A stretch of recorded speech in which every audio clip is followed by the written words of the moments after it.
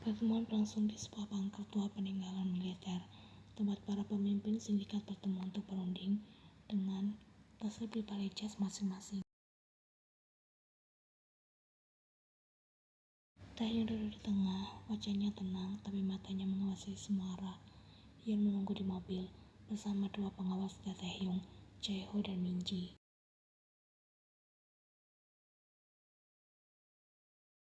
Kalau terjadi, segera bawa dia pergi, pesan Taehyung sebelum dia pergi tadi, dan firasatnya benar karena pertemuan itu tidak berlangsung damai. Pemimpin Platform, anak buah Kang Jun hilang. Apa kami harus percaya bahwa ini bukan upaya kudeta? Seru salah satu pimpinan faksi timur.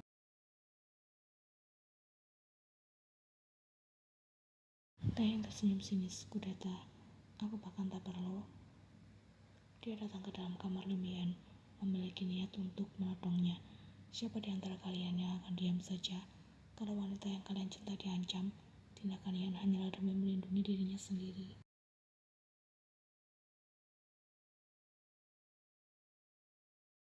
Hening, tapi sesaat kemudian, tanpa Taehyung ketahui, sebuah ledakan terjadi di luar. Mobil tempat Yan bersembunyi terguncang keras. Min-ji sedang meraih Yan keluar, tapi saat mereka mencoba kabur di jalur aman, menembus kepala Min-ji. Yan berteriak histeris bersama dengan Jae-ho yang mendorongnya ke balik dinding. Dari arah belakang muncul 5 pria bertopeng dan membawa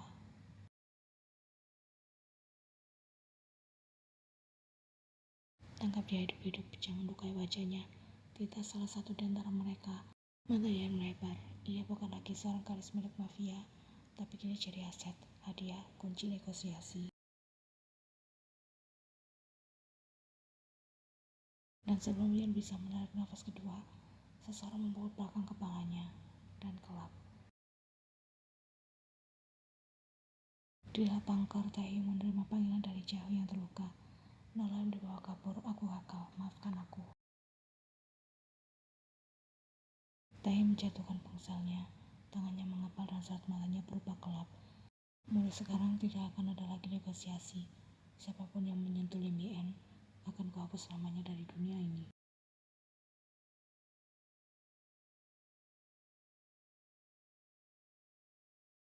Sementara itu, Yan terbangun di ruangan gelap dengan tangan dan kaki yang terikat.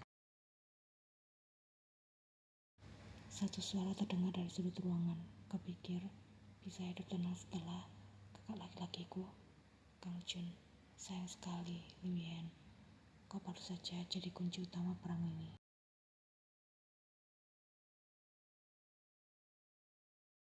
Dan dari kegelapan muncul wajah adik kandung Kang Jun. Dia adalah Kang Mirai yang sempat Kang Jun katakan sebagai salah satu korban Kim Taehyung.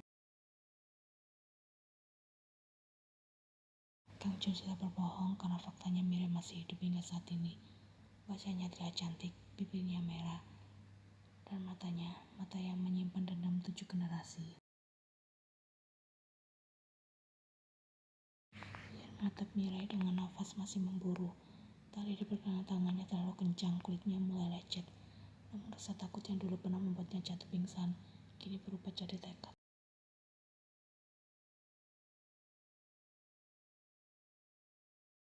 Apa kau mau juga seperti kakakmu yang mencoba untuk? Mirai tertawa pelan, mendekat sambil menurunkan hoodie-nya. Kalau aku, itu terlalu cepat, terlalu ringan. Aku lebih suka melihatmu hancur secara perlahan, seperti saat kakakku menghembuskan nafas terakhirnya karena kau.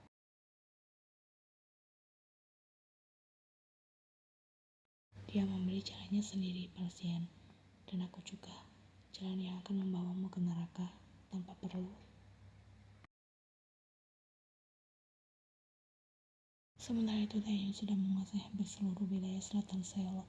Dalam waktu 24 jam, ia membakar 2 gudang milik faksi yang membelot, 3 pengkhianat, dan menyebar 1 pesan ke seluruh jaringan bawah tanah.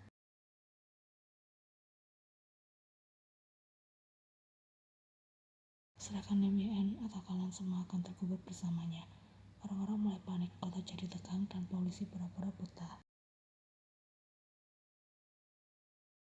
Di tengah perang bawah tanah itu, hanya satu orang yang tahu lokasi Yen, Jae-ho. Meskipun terluka, ia berhasil melacak calon mobil penculik lewat kamera lalu lintas sembunyi. Mereka membawanya ke gudang tua di Amsan. Itu milik Kak Jun sebelum kau ambil alih, jelas Jae-ho. Tae menatap layar. Siapkan tim, kita ambil dia malam ini. Bos, Jae-ho ternyata aku. Kalau kita serbu tempat itu, Mira tak akan segan. Nona Lim, kalau dia menyentuh Yen, aku akan. Dia sampai iblis pun menolak menerimanya di neraka.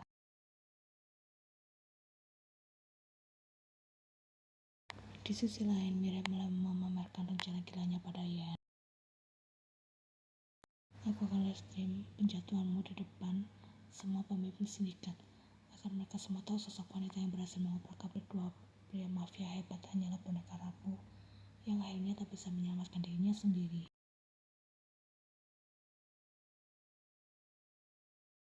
Ian meludahi lantai. Kalau aku adalah boneka, maka tali yang menggerakkan tubuhku sudah kupotong sejak lama, dan sekarang aku berdiri di sini tanpa tali tersebut, tapi masih bisa melawanmu. Kau akan menangis minta ampun malam ini, balas Mira sinis. Kau juga, tapi bedanya, kau akan menangis dengan tubuhmu. Dan saat Mira tertawa sambil memegang di tangan kanan, suara ledakan mengguncang gudang. Lampu padam, alarm berbunyi, tembakan dari luar terdengar seperti badai. Teriak Ian dengan sekuat tenaga, pintu baja didobrak.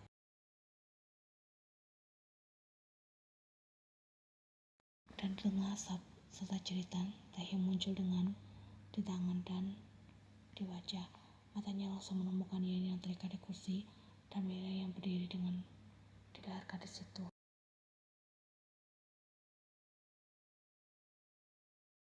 Langkahi terlebih dahulu jika kau berniat untuk membawanya pergi, teriak Mirai. Dengan senang hati, balas Taehyung dingin. Menembus bawah Mirai, ia jatuh tersungkur. Tidak, tapi tidak bisa bergerak. Taehyung bisa saja Mirai di tempat, namun tak melakukannya. Bukan karena kelemahan akan masa lalu mereka, melainkan karena ada perhitungan dan strategi yang ia pertimbangkan.